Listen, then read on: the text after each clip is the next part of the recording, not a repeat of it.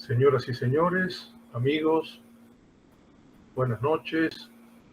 Bienvenidos a este cuarto encuentro de nuestro ciclo sobre la política aristotélica. Bien, mis amigos, sin más preámbulo, comenzamos con lo previsto para hoy. Entramos en materia, los libros cuarto, quinto y sexto de la política. Libros que se diferencian de los demás por un carácter marcadamente técnico, que acaso podrían resultar menos apropiados para valorar la índole filosófica de la obra, que es después de todo lo que en ella hay de perdurable. Lo que hay de perdurable por la universalidad de los juicios, sobre todo que Aristóteles dedica a la naturaleza humana, al habitar como un modo propio de nuestra existencia y a las formas en que le es dado al hombre realizar su destino. Un destino que también en el orden político supone un diferenciarse respecto de sí mismo. ¿Es ocioso acaso este interés nuestro, tratándose de un pensador que vivió hace 2500 años? Difícilmente, si pensamos que en plena época moderna un filósofo de la talla de Hegel no vaciló en llamar a Platón y a Aristóteles maestros del género humano. Y todo el que sin prisa se adentre en los escritos de ambos advertirá que ese encarecimiento nada tiene de hiperbólico. Por eso sostiene Hegel al dirigirse a sus alumnos que quien se afane seriamente por la filosofía no puede hacer nada más digno que dictar lecciones sobre Aristóteles. Y precisamente esto es lo que hizo en el pasado siglo un pensador como Heidegger, según el cual, antes de leer a un autor como Nietzsche, habría que entregarse por espacio de una década al estudio de Aristóteles. Quien no lo hiciese se condenaría a llevar sobre su cabeza, como decía el poeta griego Teognis, una pesada corona de ignorancia. Arteros agnomon Stefanos. Lo cierto es que, a pesar de la observación que acabamos de hacer a propósito de los libros cuarto, quinto y sexto, ellos en ningún caso nos dejan con las manos vacías al preguntarnos por lo perdurable de la política aristotélica. El libro cuarto lleva a cabo una pulcra faena cisoria, como habría dicho Ortega y Gasset, ante la variedad de los regímenes políticos cuya riqueza morfológica permite reconocer, además de unos tipos principales, otros secundarios o intermedios. Y la labor de discernimiento de los casos particulares resulta casi agobiante por lo exhaustiva. Como en los demás campos del saber científico, también en el de la política estamos ante un observador agudísimo de las realidades individuales y concretas, lo cual confiere mayor vigor a sus afirmaciones de carácter general. Estas enuncian verdades que en más de un caso, según lo venimos viendo, han sido anticipadas por Platón. Entre ellas sobresale en el libro cuarto el elogio típicamente griego de la moderación y del término medio, tometrion kai tomeson. No como si estas dos palabras nombrasen cosas francamente distintas. Estamos ante un modo de hablar propio del hombre antiguo que supo, por encarecer o embellecer el discurso, apelar a dos términos para nombrar una misma realidad. a lo mejor lo hemos señalado ya en alguna clase anterior, no lo tengo presente, ¿no? Es lo que se conoce como endiadis. Si ustedes lo buscan en un buen diccionario, el de la Real Academia, y lo van a encontrar explicado. Endiadis, con H. La palabra que el castellano ha tomado del griego es por lo demás completamente transparente. En, día, dis. Uno, mediante dos. Mediante dos términos se dice una sola cosa. Bien, aquí Aristóteles habla de la importancia, decía, de la moderación y el término medio. Tometrion kaitomeson. Conditio, esto está en 1295, B4. Conditio sine qua non de la vida feliz, puesto que la moderación y el término medio defienden al hombre contra todo exceso. Moderación y término medio que no son sino el fulcro del obrar virtuoso. Aristóteles define la virtud en el libro segundo de la Ética Nicomaquea y al hacerlo formula una observación de no poca monta, que si ella representa un término medio situado a igual distancia de dos males contrarios, cuando en lugar de atender a estos se la considera según lo mejor y el bien, katato ariston kaito eu, resulta no ser ella ninguna medianía, ni mucho menos algo mediocre, sino un extremo o un máximo, acrotes, insuperable. De allí que el poeta Horacio haya visto en esa medianía, mediocritas, algo tan valioso como el oro, áurea, mediocritas. Se repite en Occidente desde entonces, desde que los hombres aprendieron a admirar la poesía de Horacio. Pero la excelencia del término medio, lejos de restringirse al ámbito de la conducta individual, toca también la naturaleza de la polis, porque el régimen político es, en cierta forma, la vida de la ciudad. Dios es póleos. Y esta vida será más justa o más feliz en la medida en que prevalezca en ella el equilibrio del término medio. Pero, así como para realizar esta posibilidad, el hombre cuenta con su facultad racional, en la ciudad ocurre algo análogo en la medida en que posee un régimen de gobierno que establece las normas de su comportamiento como cuerpo político. Ahora bien, cito a Aristóteles, en todas las ciudades hay tres elementos propios de toda ciudad: los muy ricos, los muy pobres y, en tercer lugar, los intermedios entre unos y otros. Y como se reconoce que lo moderado y lo intermedio es lo mejor, así lo ha mostrado ya la ética al dilucidar la naturaleza de la virtud, es evidente que la posesión moderada de bienes de fortuna, algo que alabó ya Platón en las Leyes, libro quinto, 729a, es la mejor de todas, pues es, siempre sigue Aristóteles, pues es la que más fácilmente obedece a la razón. Raste to logo peitarhein, 1295 B5. Sigue, insisto, Aristóteles. En cambio, vuelvo a leer lo dicho porque tiene francamente una enorme importancia, ¿no? Es evidente que la posesión moderada de los bienes de fortuna es la mejor de todas, pues es la que más fácilmente obedece a la razón.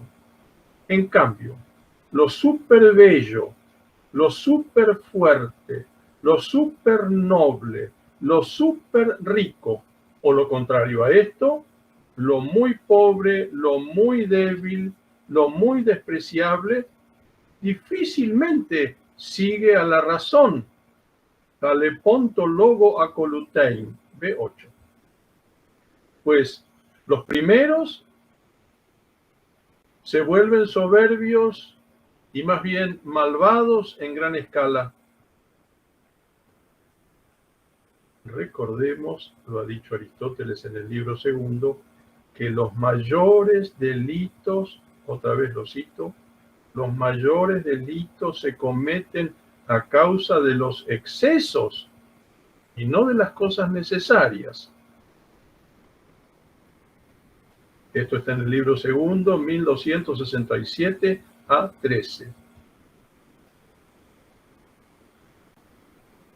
Y los segundos, en el lado de los que tienen muy poco, son malhechores y sobre todo pequeños delincuentes, porque unos delitos se cometen por soberbia, hybris, y otros por maldad, cacurguía.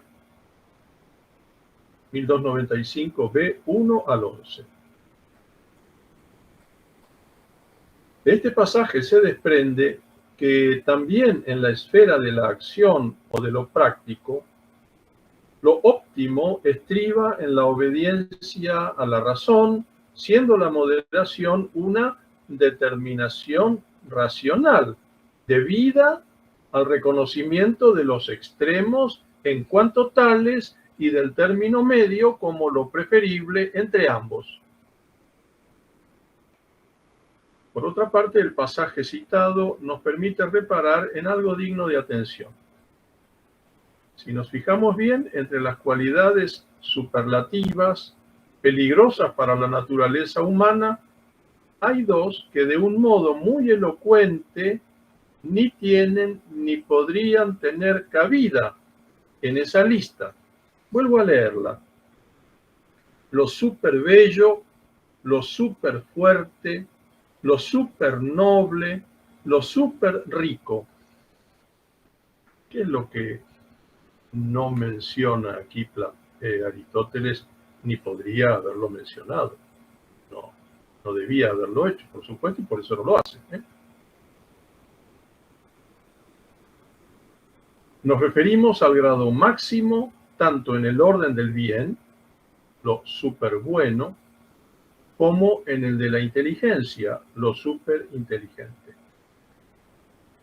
En ambos casos, el grado máximo no se convierte nunca en algo dañino o perjudicial o amenazador para el hombre.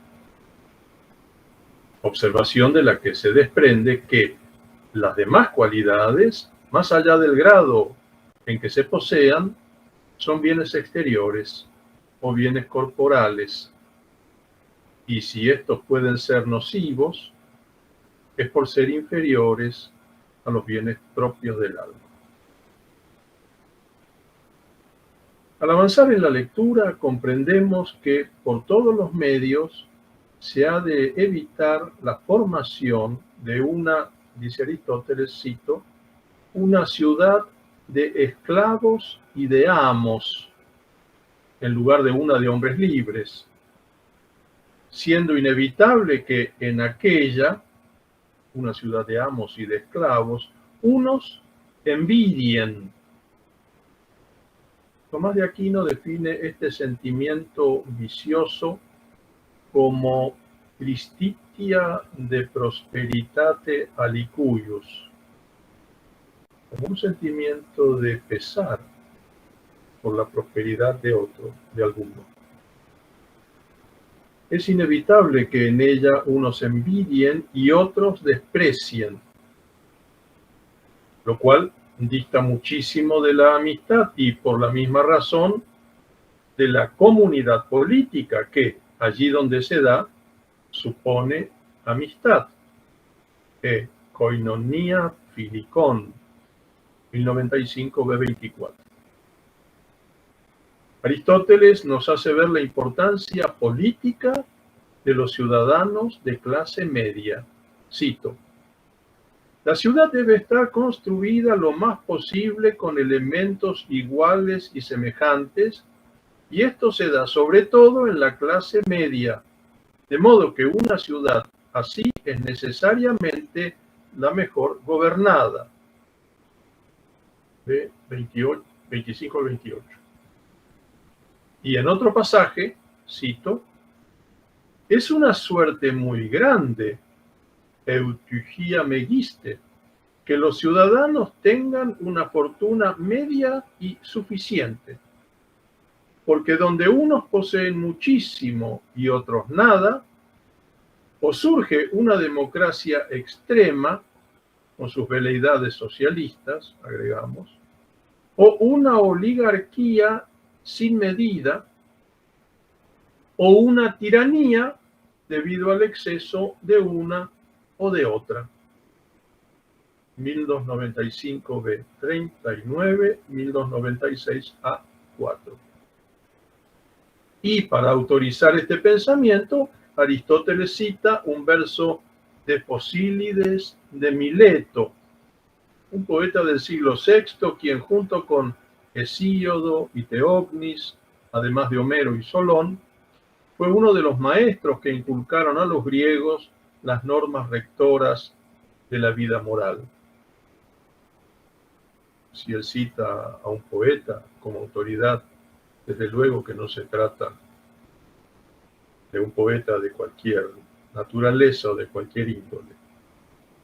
No lo cita por ser poeta, sino porque como poeta defendió lo que debía ser defendido por el pensamiento en sus versos. Recordemos aquí que a este género de poesía doctrinal pertenece el magno poema de Quevedo titulado Fosílides traducido, aun cuando él descanse el poema de Quevedo, ¿no?, sobre una composición apócrifa del siglo I de nuestra era, pero es muy digno de lectura siempre la composición del gran Quevedo, Fosílides traducido. En conclusión, Aristóteles sostiene que el régimen de tipo medio, aquel donde el elemento intermedio o la clase media, como decimos hoy, es más numeroso y más fuerte que los otros dos, cito, es el mejor, pues es el único formalmente libre de sediciones. 296 a 7. Ello sin olvidar que el comportamiento habitual de los hombres en el campo de la vida política y los achaques morales de que rara vez se ven libres, obligan a ver siempre el mejor gobierno como una cosa de excepción. Esto obedece también al hecho de que quienes han ejercido el poder, al verse privados de él, pero Aristóteles, con la perspicacia extraordinaria que le conocemos, al verse privados de él, suelen convertirse en una causa de estabilidad política, tal como lo dice en el libro quinto ya la siguiente cautela, cito, en general, pues, no se debe olvidar esto, que quienes han ejercido el poder, sean particulares, magistrados, tribus y en general un elemento o grupo cualquiera, promueven desórdenes, pues o bien quienes envidian a los hombres colmados de honores se ponen al frente de una sedición, stasis, término político opuesto a homonoia, concordia. O bien ellos mismos por su preponderancia no quieren permanecer en un plano de igualdad con el resto. Fin de la cita, 1304 a 33 al 38.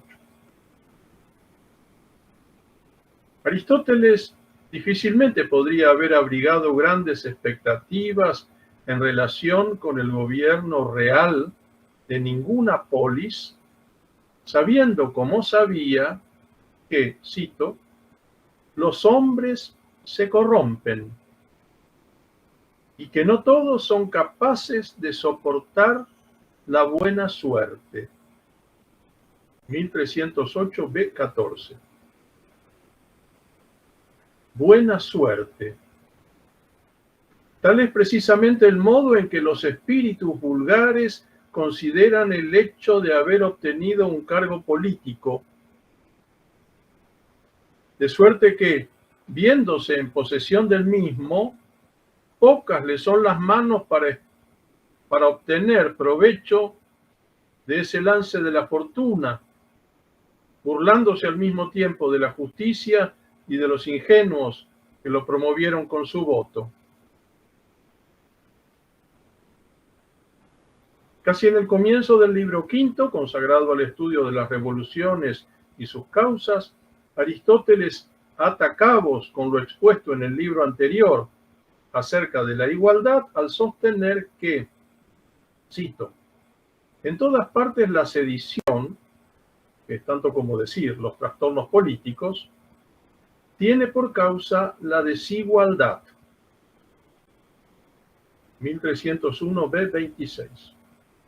Salvo cuando aquellos que ejercen el poder público son dignos de las prerrogativas de que disfrutan.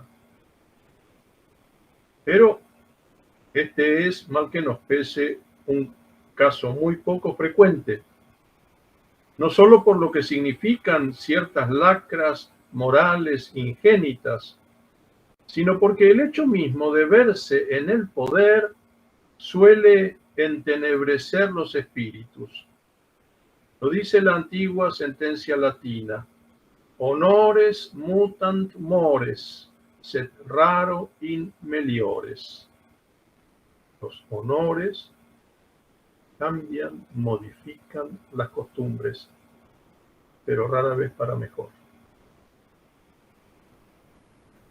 Ahora bien, cuando se trata de la igualdad política, hay que distinguir dos clases: la de orden numérico o cuantitativo y la igualdad en cuanto al mérito.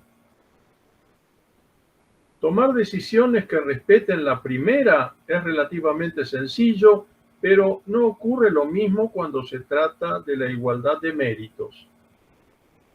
Amén de que hay hombres que, siendo iguales a otros, según un determinado aspecto, suponen que reina entre todos ellos una igualdad completa y caen así en el error de instaurar una democracia, vale decir, la tiranía abominable del mayor número. Democratia et eleutaia tyrannis estin. 1312 B5. Recordamos que en el lenguaje político aristotélico la palabra democracia no significa lo que significa hoy para nosotros, ¿no? Sino que es verdaderamente un gobierno popular en el que no hay las leyes que hacen falta para que la vida política se lleve a cabo de un modo ordenado. Este modo mejor de la existencia política debería llamarse politeuma, lo llama Aristóteles, o politeia, república. La democracia siempre tiene este sentido francamente peyorativo para él. Es el kratos, es la fuerza del demos, del pueblo, sin contención, sin la debida contención legal. Pero, por otro lado, también los hay que, por ser desiguales en un cierto sentido, ya se trate de la fortuna o del linaje, pretenden que la desigualdad abarca todos los órdenes y, atribuyéndose una superioridad indebida, promueven el surgimiento de los regímenes oligárquicos. Vale decir, También aquí una forma de tiranía, solo que la de unos pocos. Tales son las razones de que no sean ni la aristocracia ni la república las formas de gobierno más frecuentes, sino la oligarquía y la democracia. Lo que tampoco puede extrañar porque, cito otra vez a Aristóteles, la nobleza y la virtud se encuentran en pocos. Eugenia kai arete en oligois, 1302 a 1. Todo régimen basado en una sola forma de igualdad, sea la del número o la del mérito, ha de ser siempre defectuoso. Por eso también, en cuanto a este punto, marcha Aristóteles sobre los pasos de su maestro, quien ya había aconsejado en las leyes combinar ambas clases. Las leyes, libro sexto, 757b y siguiente. Tanto en el orden del saber como en el del obrar, hay que extremar los cuidados en lo relativo a los principios, cito, porque de un punto de partida erróneo es imposible no venir a dar finalmente en algún mal. 1302 a 5 al 7. Prevención general que respeta la verdad sapiencial formulada por Hesíodo en la forma de una paradoja. El principio es la mitad del todo. De allí su importancia. Arge hemisu pantos. Pensamiento del que más tarde se hizo eco Horacio en una de sus epístolas, la segunda del libro primero de las epístolas, y que Horacio aplica con clarividencia al ámbito de la vida moral. Vale la pena leer el texto. Si bien las revoluciones resultan inevitables en todos los regímenes, para precaverse de algún modo contra ellas, convendría no desoír un par de consejos simples y elementales. Uno, procurar que ningún elemento del entramado social crezca de manera excesiva y desproporcionada, 1308 B11, para que no amenace el equilibrio esencial a la vida política. Y otro, el consejo de evitar que las magistraturas o los cargos públicos sean una fuente de lucro. Aristóteles no va tan lejos como Platón, quien había sostenido en las leyes, cito, los que sirvan en algo a la patria es menester que la sirvan sin estipendio. Libro 12 de las leyes, 955c. No es lo que dice Aristóteles, pero si cabe que quienes ocupen un cargo público sean remunerados, esto debe hacerse con la debida prudencia. En efecto, escuchemos otra vez a Aristóteles. El pueblo no se irrita tanto por estar alejado del gobierno, al contrario, incluso se alegra de que se le deje dedicarse a sus asuntos privados, como por creer que los magistrados están robando los bienes públicos. Porque entonces le molestan ambas cosas, el no participar de los honores ni de las ganancias. P 34 al 38.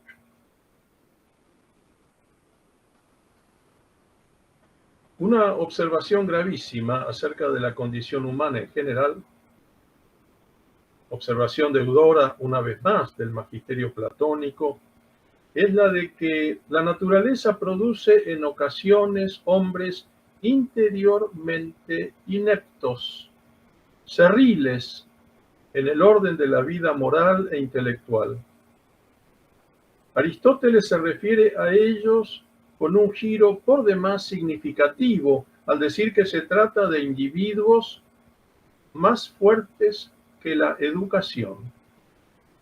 Creitus Thespaideias, y ante los cuales esta, la paideia, la educación, se halla como ante un obstáculo invencible, hus paideutenai adynaton, impotente para hacer de ellos hombres dignos.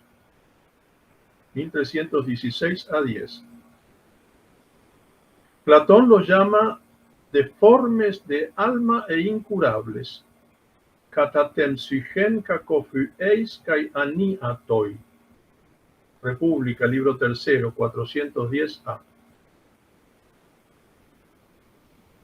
Estamos de acuerdo en que hace falta no poca sabiduría para sentenciar cuándo se está ante un caso semejante, pero conviene tener los ojos bien abiertos para no acabar pecando de ingenuos en materia pedagógica.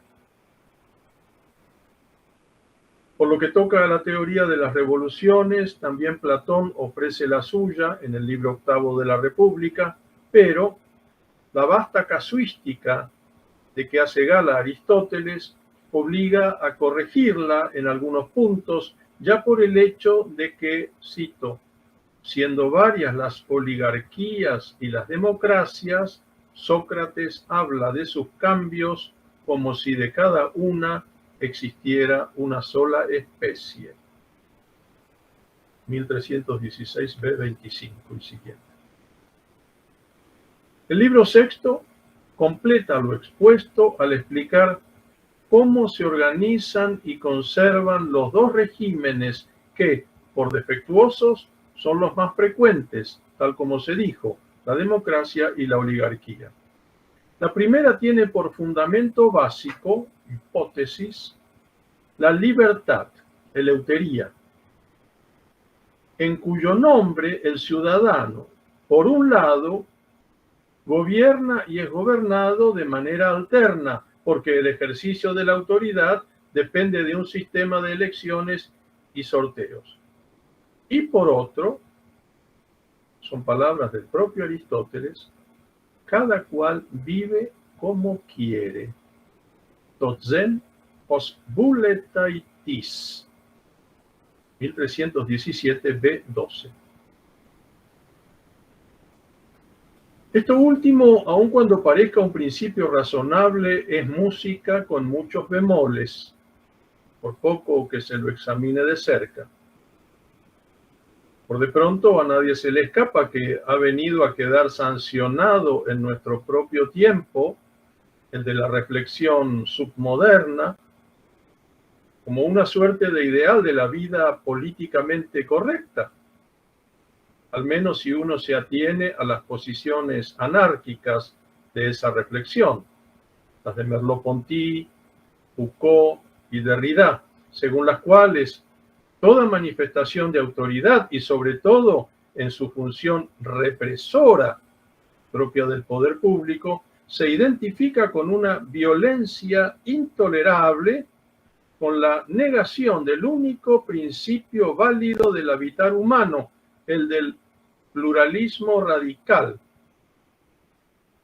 el del viejo sueño anarquista de que, en efecto, cada cual viva como quiera, totzen os buletaitis, sueño que ya Platón condenó en las leyes de manera expresa como propio de un cabeza de chorlito.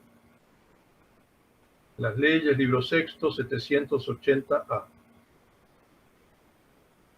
Es fácil comprender que en un presente posmoderno, en nuestro presente, posmoderno, un pensamiento como el de Aristóteles, tan ajeno a los parámetros de la conciencia cotidiana, valga menos que un trasto inservible para aquellos espíritus que no solo viven con nuestro tiempo, sino que incluso son su hechura.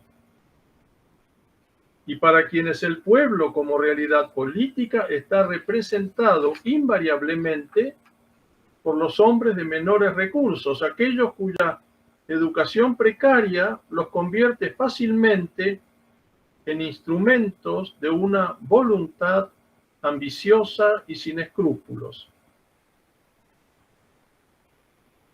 Una de las ejecutorias literarias del duque de Rivas, el gran autor de la literatura del romanticismo español, siglo XIX, una de sus grandes obras, La sublevación de Nápoles, capitaneada por Masaniello, de una lectura más apasionante que la de la mejor novela histórica, puede ilustrar holgadamente esto que decimos. En cuanto a los hombres de las clases aupadas, la triste verdad es que los bienes de fortuna están muy lejos de preservarlos de la miseria interior y de la vulgaridad espiritual, para convencerse de lo cual basta con ver en qué gastan su dinero. Cervantes dijo al respecto algo inolvidable por boca de Don Quijote. Cito: «Y no penséis, señor, que yo llamo aquí vulgo solamente a la gente plebeya y humilde, que todo aquel que no sabe, aunque sea señor y príncipe, puede y debe entrar en número de vulgo». En la segunda parte de Don Quijote, capítulo 16. Esto sin olvidarnos jamás, por lo que atañe al señor y al príncipe, de que los mayores delitos se cometen a causa de los excesos y no por las cosas necesarias, como ha dicho Aristóteles en el libro segundo de la Política. Pero, a propósito del vulgo y del valor de su opinión, uno de los 7 sabios de Grecia, Díaz de Priene, sostuvo en uno de sus apotegmas que, cito, «los hombres en su mayor parte son ruines, oi pleistoi anthropoi kakoi». Juicio que Heraclito hizo suyo en el fragmento 104. Y que luego resuena por doquier en la literatura griega. Y así Aristóteles, que no piensa de otro modo, ve que frente a la república, donde el bien público está preservado por ciertas leyes de carácter intangible y por lo mismo ajenas a las decisiones del mayor número, la democracia es un régimen no solo imperfecto, sino vicioso. Porque este gran adalid de Aristóteles, según se pretende, este gran adalid del realismo filosófico, no abriga la menor duda con respecto a que, cito, los muchos aspiran más al lucro que al honor. Oi polloi malon oregontai tucerdus et estimes, 1318 B16. Los muchos aspiran más al lucro que al honor. ¿Verdad? Como un templo, abonada por nuestras noticias cotidianas, con una frecuencia que llega a producir, para decirlo con un giro cervantino, ámago y náusea. Parece más fácil hallar un trébol de 5 hojas que un hombre capaz de administrar con honradez los caudales públicos. Tanto que la multiplicación de causas judiciales en nuestro país por malversación de fondos del Estado parece ya, francamente, un fenómeno teratológico, monstruoso. Pero la naturaleza humana se ve comprendida por Aristóteles de un modo más general todavía, más allá de su relación con estos dos bienes exteriores, los de la riqueza y el honor. Porque también el honor es un bien exterior, como bien se comprende al reparar en que, aun cuando descanse en un mérito propio, quien lo confiere es un tercero, cuyo juicio nos importa. cuyo juicio, así como nos importa, bien podría no importarnos. Depende, pues, en no poca medida del criterio ajeno, siendo una materia acerca de la cual las opiniones pueden ser muy dispares. Así lo muestran, por ejemplo, quienes rechazan alguna distinción pretendidamente honorífica, el premio Nobel, por ejemplo, por la razón personal que fuere, o por desestimar incluso su autoridad o competencia intelectual. La comprensión de la naturaleza humana a que nos referíamos ha encontrado en otra de las obras de Aristóteles, en la Retórica, libro segundo, capítulo quinto, 1382 B9, una formulación inequívoca y compendiosa que reza como sigue, cito: por lo general los hombres delinquen cada vez que pueden. Epitopolü adikusin hoi anthropoi hotandynantai. Cada vez que pueden. Esto es, cuando las circunstancias le permiten conculcar impunemente una norma moral que de algún modo les impide vivir como uno quiere, os buletaitis. Vale decir, según lo entiende Aristóteles, de manera democrática, la que impera en un Estado donde, no siendo las normas soberanas, hacen su agosto los demagogos, agitadores populares de toda laya y toda brosa, que, apellidándose políticos y con el pretexto de favorecer a la muchedumbre, se sirven de ella para medrar sin escrúpulos, movidos por un deseo de poder y de riqueza que, siendo insaciable, Apleston, en el libro segundo, resulta poco menos que diabólico. La cuestión es muy grave porque obliga a determinar quién o quiénes pueden sancionar normas que pongan límites a la libertad individual y cómo se legitima tal autoridad. Porque una cosa es un mero acuerdo o convenio, synteque, garante de derechos mutuos, y otra la ley en cuanto norma capaz de hacer buenos y justos a los ciudadanos.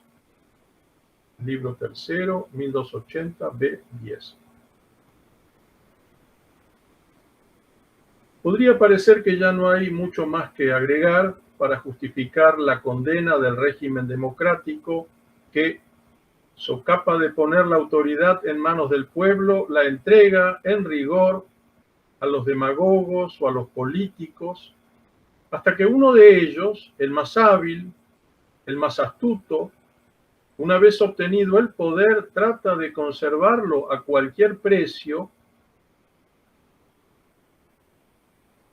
Cada cual puede mirar más cerca o más lejos, llenando para ello de odio al pueblo y condenando por oligarcas a quienes censuran no ya sus yerros, sino sus demasías. Es como para preguntarse si Aristóteles no ha vivido en la Argentina durante las últimas décadas, ¿no? Notable fenómeno político el de la transformación de un régimen tiránico como el democrático en una tiranía formal. Fenómeno que, si no dejó de ser reconocido en su hora por Platón, tampoco podía escapar a la mirada de Aristóteles. Libro quinto, capítulo 11, 1313, p. 32 y siguiente. Podría parecer, decíamos, que todo ha sido dicho al respecto y sin embargo todavía hay que agregar a este examen una sentencia que también pertenece a lo perdurable de la política aristotélica, la de que, para la mayoría de los hombres es más agradable vivir sin disciplina que con moderación, edion tois polois tozen atactos etosofronos, en el libro sexto, capítulo cuarto, 1319b 31. Tal es la razón por la que siempre preferirán un régimen político que les permita vivir como uno quiera, os buletaitis. Por mucho que Hesíodo, en su condición de sabio, sofos del mundo griego, haya enseñado, cito a Hesíodo, que el orden es óptimo para los hombres mortales, pero el desorden pésimo. Eutemos unegar ariste, netois anthropois, cacotemos unede caquiste. Trabajos y Días, verso 417. Idea sapiencial presente también en los fragmentos de Solón. Cito a Solón. Estas son las enseñanzas que mi corazón me ordena dar a los atenienses, como el mal gobierno, desorden, acarrea males sin cuento a una ciudad, mientras que el buen gobierno, el orden, lo hace todo bien dispuesto y cabal, y con frecuencia coloca grillos a los malvados, allana asperezas, etc. Sófocles, por su parte, con la autoridad que le daba el haber recibido tantas veces la corona del triunfo en los festivales dramáticos de Atenas, dice en la Antígona, versos 672 al 76, cito a Sófocles: no existe mayor mal que la anarquía, anarquías de Meidson uk estin cacón. Ella destruye las ciudades, ella arruina los hogares y hace huir la lanza aliada. Y la mente platónica hace suya esta verdad en las leyes. Cito ahora a Platón. Por regla general, toda clase de bienes son producidos por aquello que se haga en la ciudad conforme a reglas y leyes. Paxeos kainomu metejon. Pero si hay cosas no reguladas, atacton, o mal dispuestas, estas en la mayor parte de los casos suelen echar a perder otras tantas de aquellas cuya organización sea buena. Fin de la cita. Lo mismo que después Aristóteles, ya Platón había comprendido bien que la vida sin orden, totzen atactos, es mala en sentido cósmico y no solo político. Y por eso leemos en el Gorgias que, según los sabios, el cielo y la tierra, los dioses y los hombres son gobernados por la convivencia, la amistad, el buen orden, la moderación y la justicia, y que por esta razón llaman a este conjunto orden bello, cosmos. Eso significa la palabra griega, cosmos, orden bello. Y no desorden, acosmía, ni desenfreno, acolasía. Cosmos. Fin de la cita. Gorgias 508a. Si para la mayor parte de los hombres, ha dicho Aristóteles, es más agradable vivir desordenadamente,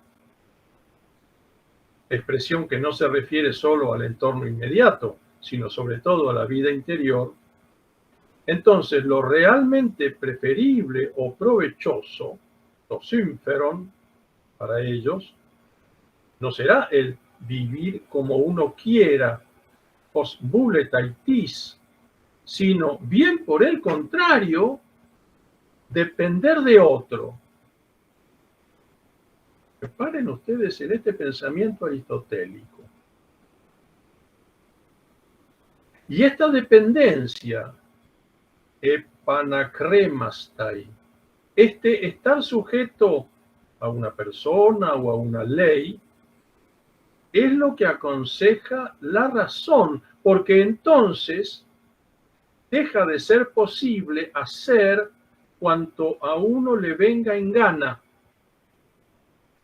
Libertad falsa y aparente, incapaz de, cito a Aristóteles, reprimir lo que de ruin o innoble faulon hay en cada hombre, lo que de un modo u otro milita siempre contra la virtud. Pero cuidado, Aristóteles no es un pesimista. Él no afirma que en el corazón del hombre haya solo esta propensión al mal, solo que tampoco es un ingenuo y sabe que allí anida también lo delestable, lo que debe coartarse de un modo u otro, porque no es bueno para el hombre vivir abandonado a sí mismo, sordo a la amonestación sapiencial del saber de las musas, que lo llama a llegar a ser el que verdaderamente es, como dice Píndaro en una de sus odas, la Pítica Segunda. Llegar a ser lo que verdaderamente es, no un hijo de la naturaleza, como los monos y los pájaros, sino un hijo de la cultura, paideia, entregado hasta cuando rinde su último aliento a la tarea de diferenciarse respecto de sí mismo. Terminamos con esto, pero permítasenos cerrar la exposición con un brevísimo excurso de carácter complementario. A la vuelta de los siglos, y ya en plena época moderna, o mejor, ya en la época última de lo que ha sido en Occidente la historia del amor a la sabiduría, un autor como Rousseau, quien por más de un concepto tuvo para esa época la entidad de un sabio, al meditar sobre la llamada oración dominical o el Padre Nuestro, la encarece como un dechado de perfección, sobre todo por lo que significa la resignación completa a la voluntad de Dios. No lo que yo quiero, sino lo que tú quieres. De una manera completamente paradójica, a los ojos de ese paladín de la libertad llamado Rousseau, toda la oración dominical se condensa en el versículo que dice, hágase tu voluntad. Y añade, todo otro ruego es superfluo y no hace sino contrariar a este. Esto lo dice Rousseau en sus cartas escritas desde la montaña. Es bien sabido que el pensamiento de Rousseau es herético, por lo que toca a la integridad del mensaje de la revelación cristiana, pero no deja de ser digna de la mayor atención este reconocimiento suyo de que el hombre debería guardarse muy bien de considerar como una gran conquista eso de vivir como uno quiera. Post bulletitis. Señoras y señores, esto ha sido todo por hoy. Nos quedan 2 reuniones, las 2 próximas semanas, dedicadas a los libros 7º y 8º, los 2 últimos libros de la política aristotélica, particularmente interesantes, porque ellos presentan lo que a los ojos de Aristóteles era la noción de un estado, de una polis ideal, y porque en ellos además se hace cargo de la cuestión gravísima y de tanta importancia de la educación, algo que en la República Platónica ocupa un lugar de primera magnitud, de primera importancia. Este asunto de la educación es algo que Aristóteles trata en los 2 últimos libros de la política. nos asomaremos a ellos en las 2 reuniones últimas, como les decía. Bien, sin más que agregar, espero contar con la compañía de ustedes la próxima reunión. Muchas gracias, que estén muy bien.